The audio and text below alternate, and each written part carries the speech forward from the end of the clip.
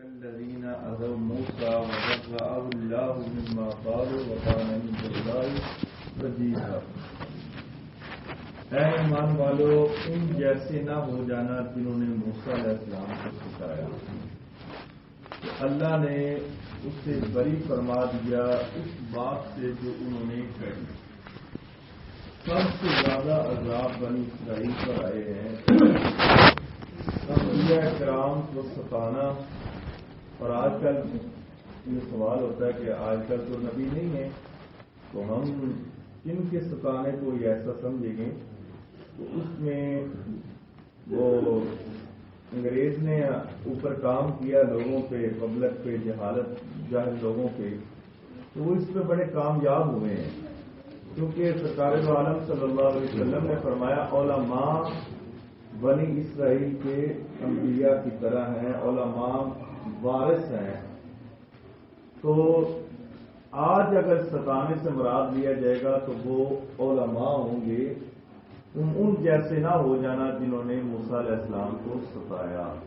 اور ان کا ستانا کیا تھا؟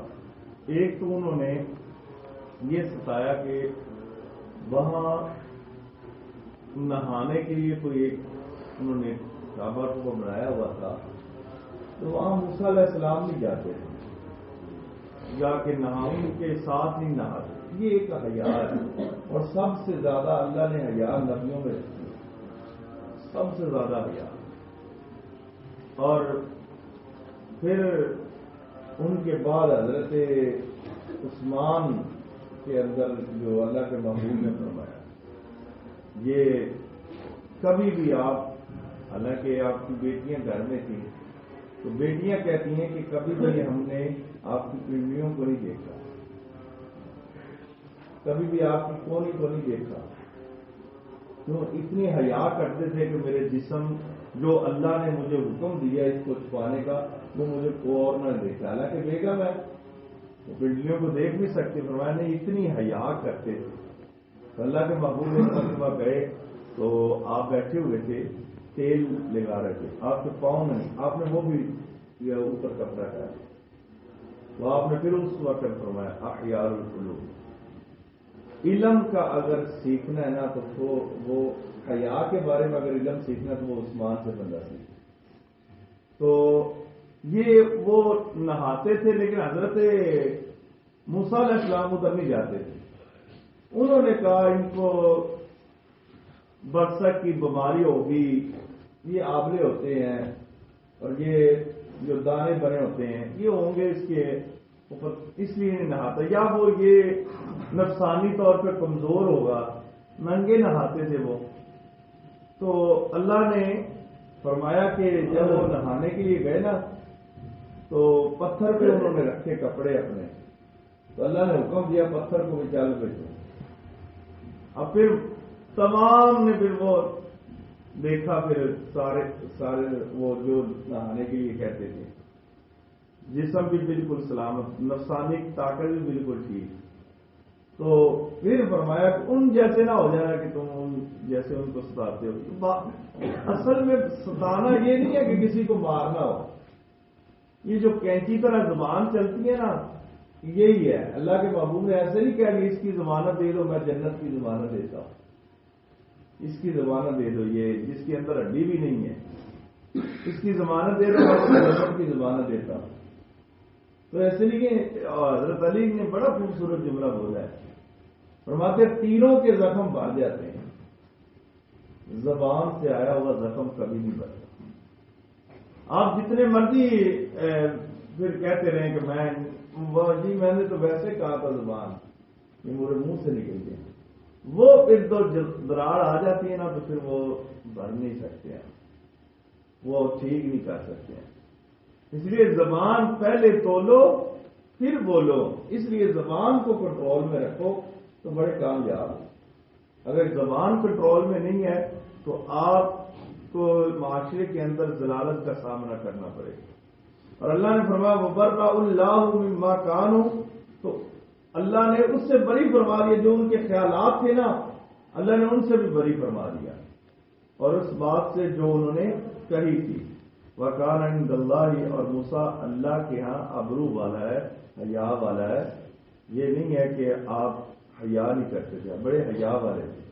اور میں یا ایھا الذین آمنوا اتقوا اللہ وقولوا قولا سدیدا. اب اسی زبان سے ہی اللہ نے آگے فرما دیا، اے ایمان والو اللہ سے ڈرو اور سیدھی بات کہو.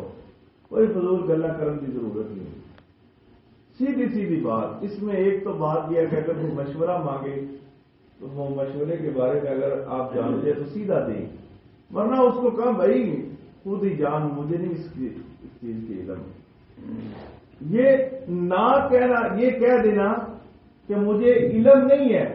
حضرت علی فرماتے یہ بھی آدھا علم ہے کہ تو نے کم از کم غلط تو نہیں کسی کو بتایا نا.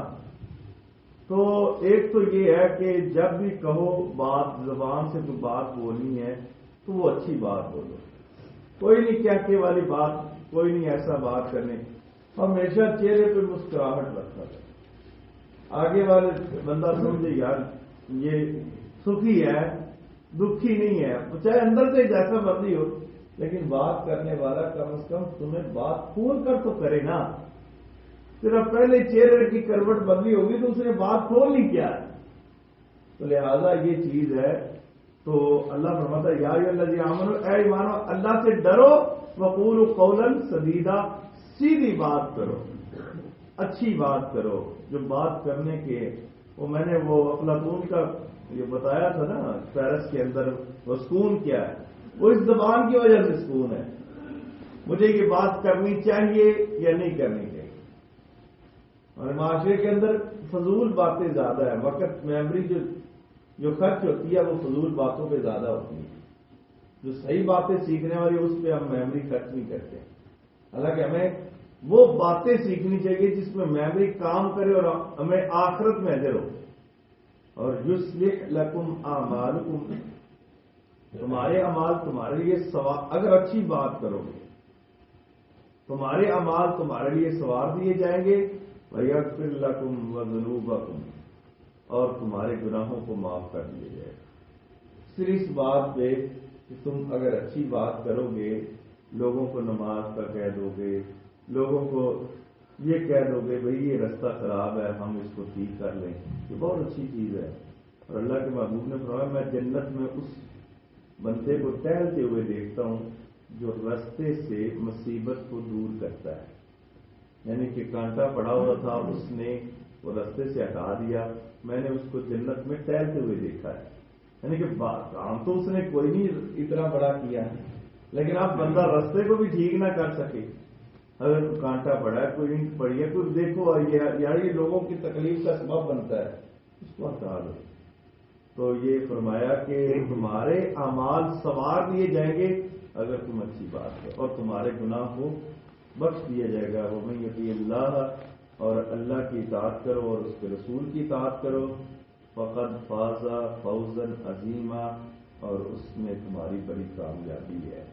تم اللہ اور اس کے رسول کی اطاعت کرو گے، نماز پڑھو گے، روزہ رکھو گے، حج کرو گے، زکات دو گے، یہ ساری چیزیں اگر کرو گے اس میں تمہاری کامیابی ہے.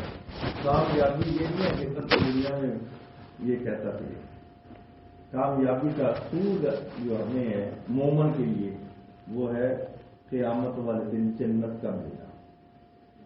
یہ کامیابی نہیں ہے کہ میرا بیٹا 8ویں پاس ہو گیا ہے. کامیابی یہ ہے کہ بتاؤ اس نے اس سال کتنے لوگوں کا ادب کیا ہے، کتنے اس نے نیکی کے کام کیے ہیں. یہ کامیابی نہیں ہے کہ وہ 10ویں میں پاس ہو گیا. کامیابی یہ ہے کہ اللہ ہر روز 5 مرتبہ تمہیں حی علی الفلاح آؤ کامیابی کی طرف بلاتا تھا. تمہارا بیٹا جانتا کتنی بار تھا. یہ کامیابی ہے. ہم نے کامیابی دنیا میں ڈھونڈ لی ہے. دنیا کی کامیابی کیا کامیابی ہے؟ یہ دیکھو کہ ہمیں حشر والے دن جو کامیابی ہونی ہے وہ کس سے ہونی ہے. اب روزانہ اللہ تعالیٰ کے گھر سے آواز آتی ہے آؤ کامیابی کی طرف. کتنے لوگ آتے ہیں، ہم کہتے ہیں کہ ہماری کامیابی بڑی، ہم کامیاب ہیں. کوئی کامیابی نہیں ہے اگر اللہ کی کامیابی کی طرف ہم نہ آئے. جس کو اللہ نے کامیابی کہا ہے اس کی طرف آؤ. بہترین نماز ہے کامیابی کے. جتنا تم اس سے کے سامنے جھکو گے اتنی تمہاری زیادہ کامیابی ہے. یہ دنیا کی کامیابی ہے تو یہ تو مل جانی ہے. لہذا یہ چیزیں تم بادشاہ کو پکڑو، لوڈیا